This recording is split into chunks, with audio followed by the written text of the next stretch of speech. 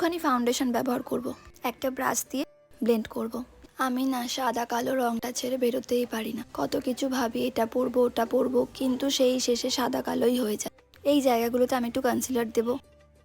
ভিডিওটা তো করে যাচ্ছি, জানি না শেষে কীরকম হবে। শেষে দেখবো গানে জুড়ে দিয়েছি। এইবার আমি পাউডার দেব।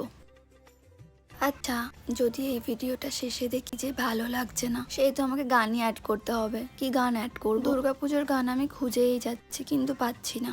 কারণ আমি গত 2 বছরে মোটামুটি সব গানই আমার ভিডিওতে ব্যবহার করে দিয়েছি। এই গানগুলোই কি আবার দেব?